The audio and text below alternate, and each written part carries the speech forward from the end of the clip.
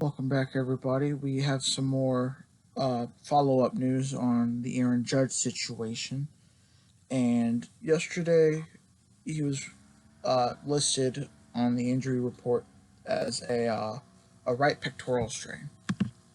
Well, we got more news thanks to a CAT scan. So what is listed now is he has a stress fracture in his first right rib. From all I've seen, from looking stuff up and everything, first right first rib injuries are kind of rare. They don't happen often. Usually, I think it's like the third, the fourth rib that are usually the ones that are most injured.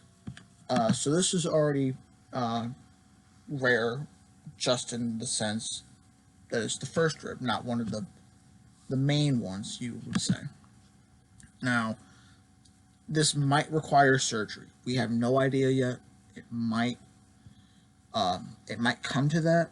As of right now, uh, they're going to give him. He's not going to do anything for the next 2 weeks, so they're just going to let him sit, relax, and just see what happens. Really, see if his body will naturally heal itself. Because from the looks of it, uh, Judge thinks this injury happened on the 18th of September when he tried to make a diving catch against the Yankees. Now, if you watch that play, he doesn't catch the ball, and he hits the top of his chest, and then you see him. He slowly gets up. He's on a knee for a couple seconds, and he starts getting up and starts walking it off. That looks like what caused the pectoral strain that turned into the first right rib injury. Um, so I think that's probably what happened. I don't see what else it could have been. Um, and I mean, he's been in discomfort and uh, pain in that whole area since probably mid September, late September. So that's probably what happened. So, like I said, they're going to shut him down for 2 weeks, and then 2 weeks from now, they'll give him another CAT scan, see how uh, that area is healing. Because, like I said, most he's already in the middle. He's in the middle ground of his recovery since September 18th. It's coming up on what, 6 months ago. If we do the math, October, November, December, January, February, March, yeah, almost 6 months from now, or 6 months ago. So, body at this point was just naturally heal itself, I would imagine. Um, so, like I said, shut him down for 2 weeks. We'll see what happens. Now we know he'll most certainly miss spring training or opening day. He'll most certainly miss the opening day game on the 26th of March. So that sucks. And the way this is going now with Judge and these injuries, I'll mention the Yankees injuries later, but Judge and all these injuries are starting to make you think, could this be a what if case?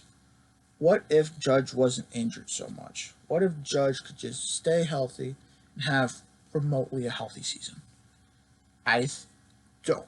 It sucks for him that he can't stay healthy, because this guy is one of the most. He hits the ball 600 feet half the time. It seems like pop ups are routine homers for people with that kind of power.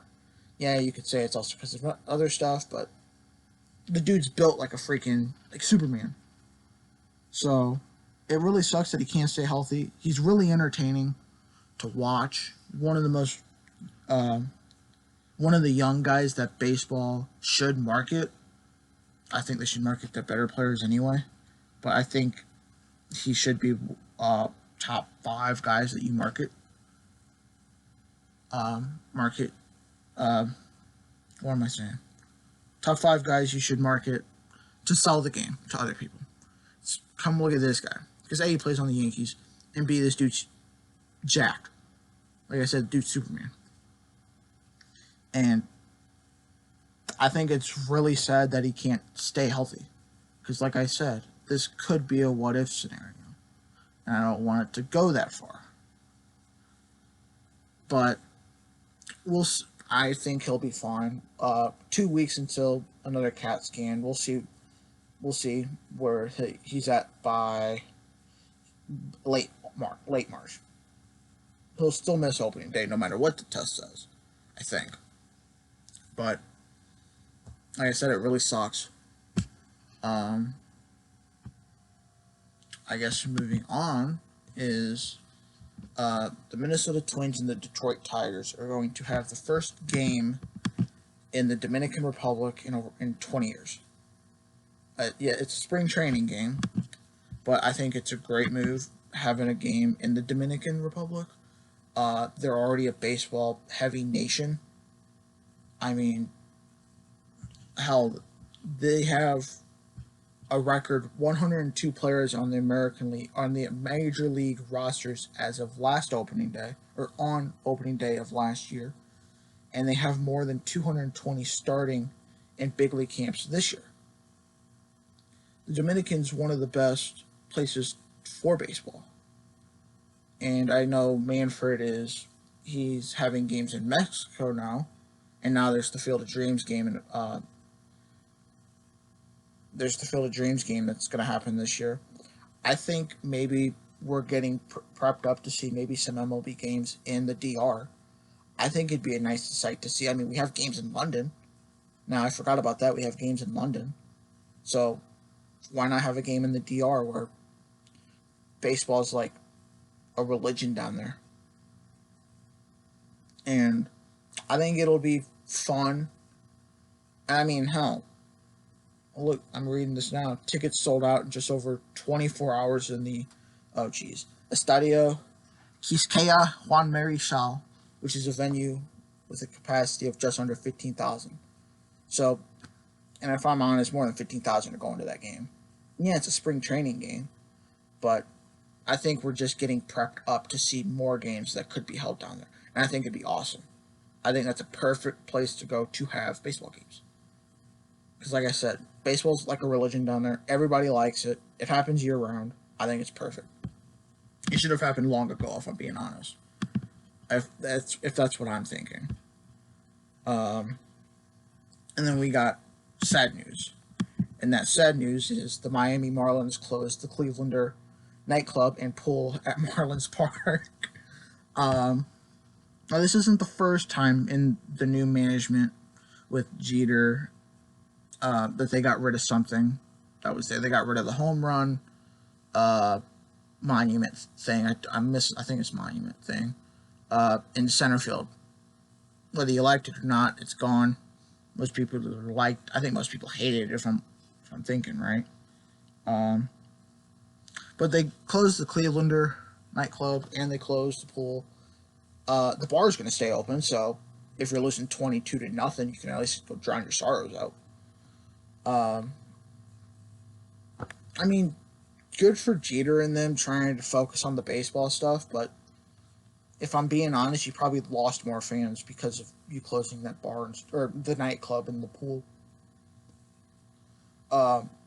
Because, I mean, if you're looking at the attendance, you wouldn't know if anybody left. That place is so bad for their attendance. Nobody wants to go out and see them. And you could also say it's because they're not putting on talent at the ballpark, which they have talent on that team. It's just the team's not good. But, and that nightclub and bar and pool was all over left field wall on the field floor, I think is what it was. So they're gonna do something there. It's not going to be a nightclub and a pool anymore. And Miami's not the only park to have a pool in its stadium. The famous one I'm thinking of is, I don't think it's still called Chase Field, unless it is, and I just don't know. The Diamondback Stadium, which I think is Chase Field, or Chase Bank Field, in right center. You got that pool right there. And I know there's probably another stadium I'm missing, but that's the one I remember. But see, the thing is, Diamondbacks are a good team, and even when they weren't good, they were still average. When the Marlins aren't good, they're cellar dwellers. So that's the end of the video. Comment down below what you guys think about Judge having to need surgery. Is that going to impact the Yankees long term? I don't really think so. What do you guys think about the Twins Tigers having a game in the Dominican Republic? Do you think there's going to be regular season games in the DR next year or later down the road? And what you guys think about the Marlins closing the nightclub and the pool? Like the video if you liked it. That helped. Subscribe down below. That'd be greatly appreciated. Share this video with all your friends and buddies. And I will see you guys in the next video.